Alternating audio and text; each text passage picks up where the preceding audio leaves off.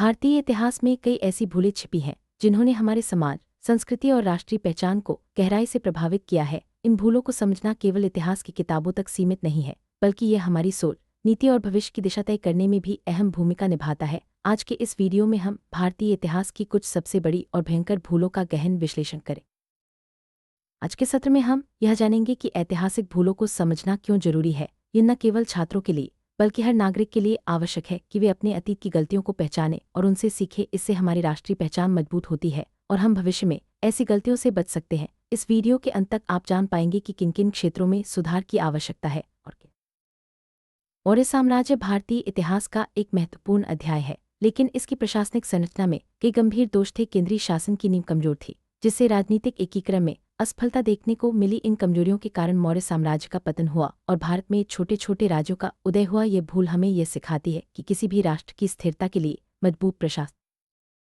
मौर्य साम्राज्य की कमजोरियों पर चर्चा करते हुए यह स्पष्ट होता है कि केवल सैन्य शक्ति या विस्तार ही किसी साम्राज्य को स्थायी नहीं बना सकता। प्रशासनिक दक्षता, नीति निर्धारण और स्थानीय स्तर पर भागीदारी भी उतनी ही जरूरी है। मौर्य साम्राज्य के पतन से हमें यह सीख मिलती है कि विविधता और विकेंद्रीकरण को नजरअंदाज करना लंबे समय में नुकसानदायक हो सकता है। मुगल काल में भी कई राजनीतिक भूलें हुईं, जिनका दीर्घकालिक प्रभाव भारतीय समाज पर पड़ा। आंतरिक संघर्ष, उत्तराधिकार की अस्पष्ट नीतियां और सैन्य रणनीतियों में त्रुटियां, इन सब ने मुगल साम्राज्य को कमजोर किया। इन गलतियों के कारण साम्राज्य में अस्थिरता आई और विदेशी आक्रमणकारियों को अवसर मिला। यह हमें सिखाता है कि स्पष्ट नेतृत्व और रणनीतिक सोच किसी भी शासन के लिए आवश्यक। मुगल काल की प्रमुख चुनौतियों पर विचार करते हुए यह समझना जरूरी है कि सत्ता के लिए आंतरिक संघर्ष और स्पष्ट उत्तराधिकार नीति की कमी ने साम्राज्य को कमजोर किया। इसके अलावा सैन्य रणनीतियों में लचीलापन न होना और बदलते समय के अनुसार नीतियों को न अपनाना भी बड़ी भूलें थी। इन चुनौतियों ने मुगल साम्राज्य के पतन की नींव रखी। ब्रिटिश औपनिवेशिक शासन ने भारत में कई गहरी गलतियां की। आर्थिक शोषण की जटिल रणनीतियों, सामाजिक विभाजन को बढ़ावा देने और स्थानीय संस्कृतियों की उपेक्षा ने भारतीय समाज को गहरे घाव दिए। इन नीतियों के कारण समाज में दरारें पैदा हुईं और सांस्कृतिक विरासत को नुकसान पहुंचा। औपनिवेशिक शासन की ये भूलें आज भी हमारे समाज में कई समस्याओं के रूप में दिखाई देती हैं। औपनिवेशिक शासन के प्रभावों पर चर्चा करते हुए यह स्पष्ट होता है कि अंग्रेजों ने न केवल आर्थिक संसाधनों का शोषण किया, बल्कि समाज में फूट डालने की नीति भी अपनाई। इससे भारतीय समाज में गहरा विभाजन हुआ, जिसका असर आज भी महसूस किया जाता है। स्थानीय परंपराओं और भाषाओं की उपेक्षा ने सांस्कृतिक विविधता को भी नुकसान पहुंचाया। औपनिवेशिक विरासत के चलते भारत को कई सामाजिक और आर्थिक चुनौतियों का सामना करना पड़ा। शिक्षा, प्रशासन और न्याय प्रणाली में विदेशी प्रभाव ने भारतीय मूल्यों को पीछे छोड़ दिया। इन भूलों से हमें यह सीखना चाहिए कि अपनी सांस्कृतिक और सामाजिक जड़ों को मजबूत करना कितना जरूरी है। स्वतंत्रता आंदोलन के दौरान भी कई महत्वपूर्ण गलतियां हुईं। राजनीतिक एकता की कमी, विभाजन की त्रासदी और सांप्रदायिक तनाव का गलत प्रबंधन, इन सब ने देश को गहरे जख्म दिए। स्वतंत्रता के बाद भी इन भूलों का असर लंबे समय तक महसूस किया गया। यह हमें सिखाता है कि किसी भी आंदोलन में एकता और समावेशिता बेहद जरूरी है। स्वतंत्रता संग्राम के दौरान देश को कई चुनौतियों का सामना करना पड़ा। विभाजन के समय लाखों लोगों का विस्थापन, सांप्रदायिक दंगे और राजनीतिक अस्थिरता ने देश को कमजोर किया। इन घटनाओं से यह स्पष्ट होता है कि किसी भी बड़े बदलाव के समय सामाजिक समरसता और दूरदर्शिता जरूरी है।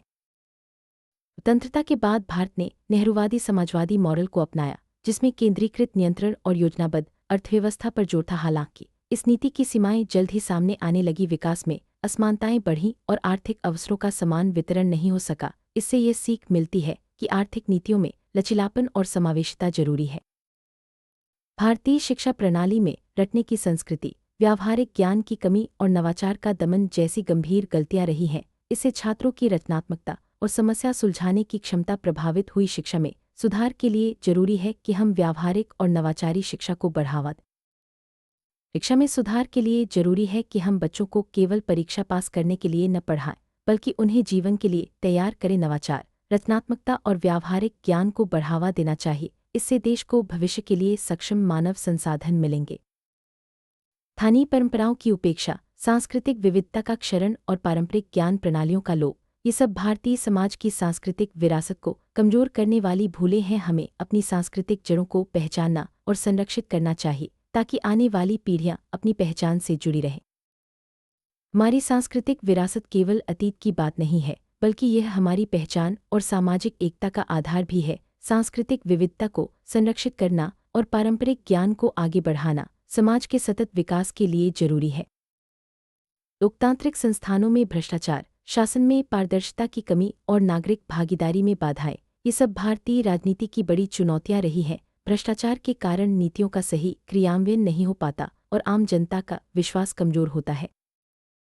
भ्रष्टाचार के समाधान के लिए पारदर्शिता, जवाबदेही और नागरिक भागीदारी को बढ़ावा देना जरूरी है। मजबूत संस्थागत ढांचा और कड़े कानून भ्रष्टाचार पर नियंत्रण के लिए आवश्यक है। नियंत्रित औद्योगिकरण, पारिस्थितिकी तंत्र का विनाश और जलवायु परिवर्तन से निपटने में असफलता, ये सब पर्यावरणीय नीतियों की बड़ी भूलें रही हैं। इन गलतियों के कारण प्राकृतिक संसाधनों का क्षरण हुआ और पर्यावरणीय संकट गहराया।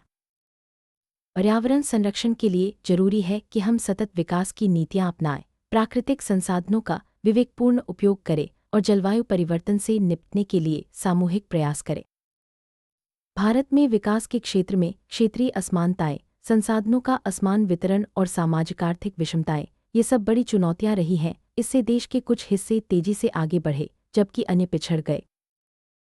विकास की चुनौतियों को दूर करने के लिए जरूरी है कि हम क्षेत्रीय संतुलन पर ध्यान दें, संसाधनों का न्यायपूर्ण वितरण करें और पिछड़े क्षेत्रों के लिए विशेष योजनाएं बनाएं। इससे देश में समावेशी विकास संभव हो सकेगा। अनुसंधान और विकास में कमी, नवाचार के लिए संस्थागत बाधाएं और वैश्विक प्रतिस्पर्धा में पिछड़ापन, ये सब भारत के तकनीकी क्षेत्र की बड़ी कमजोरियां रही हैं। इससे देश की प्रगति धीमी हुई और वैश्विक स्तर पर प्रतिस्पर्धा करना मुश्किल हो गया। नवाचार को बढ़ावा देने के लिए जरूरी है कि हम अनुसंधान और विकास में निवेश बढ़ाएं, संस्थागत बाधाओं को दूर करें और युवाओं को नए विचारों के लिए प्रोत्साहित करें। इससे देश को वैश्विक स्तर पर प्रतिस्पर्धा करने में मदद मिलेगी। जाति व्यवस्था के अवशेष, लैंगिक असमानता और सामाजिक भेदभाव के जटिल रूप, ये सब भारतीय समाज में सामाजिक न्याय की राह में बड़ी बाधाएं हैं। इन चुनौतियों को दूर किए बिना समावेशी विकास संभव नहीं है। सामाजिक न्याय के लिए जरूरी है कि हम समान अवसर, शिक्षा और जागरूकता को बढ़ावा दें। भेदभाव को समाप्त करने के लिए सख्त कानून और सामाजिक जागरूकता अभियान चलाने चाहिए। पड़ोसी देशों के साथ तनाव, कूटनीतिक रणनीतियों में कमजोरियां और सीमा विवादों का दीर्घकालिक प्रभाव, ये सब भारत की विदेश नीति की बड़ी चुनौतियां रही हैं। इससे देश की सुरक्षा और विकास पर असर पड़ा। अंतर्राष्ट्रीय संबंधों में सुधार के लिए जरूरी है कि हम कूटनीतिक रणनीतियों को मजबूत करें, संवाद को बढ़ावा दें और सीमा विवादों का शांतिपूर्ण समाधान खोजें। इससे देश की सुरक्षा और विकास को मजबूती मिलेगी। धार्मिक पहचान के आधार पर विभाजन, सांप्रदायिक तनाव की जड़ें और सामाजिक सद्भाव की चुनौतियां, ये सब भारतीय समाज की बड़ी समस्याएं रही हैं। इन तनावों ने समाज में अविश्वास और हिंसा को जन्म दिया। सांप्रदायिक सद्भाव बढ़ाने के लिए जरूरी है कि हम संवाद, सहिष्णुता और आपसी सम्मान को बढ़ावा दें। शिक्षा और जागरूकता के माध्यम से समाज में एकता और भाईचारे की भावना को मजबूत किया जा सकता है। किसान समुदाय की चुनौतियां, कृषि नीतियों में संरचनात्मक दोष और ग्रामीण अर्थव्यवस्था का पतन, ये सब कृषि क्षेत्र की बड़ी समस्याएं रही हैं। इससे किसानों की स्थिति कमजोर हुई और ग्रामीण क्षेत्रों में गरीबी बढ़ी। कृषि क्षेत्र में सुधार के लिए जरूरी है कि हम किसानों को तकनीकी सहायता, उचित मूल्य और बाजार तक पहुंच उपलब्ध कराएं। साथ ही कृषि नीतियों में लचीलापन और नवाचार को बढ़ावा दें।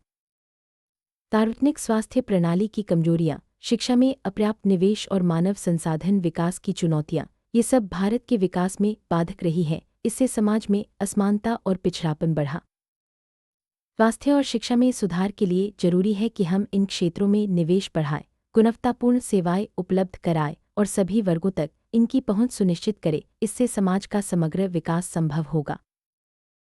लैंगिक असमानता की गहरी जड़, कार्यस्थल पर भेदभाव और सामाजिक संरचनाओं में रूढ़िवादी दृष्टिकोण, ये सब महिला सशक्तिकरण की राह में बड़ी बाधाएं हैं। महिलाओं को समान अवसर और अधिकार दिलाना समाज के लिए जरूरी है।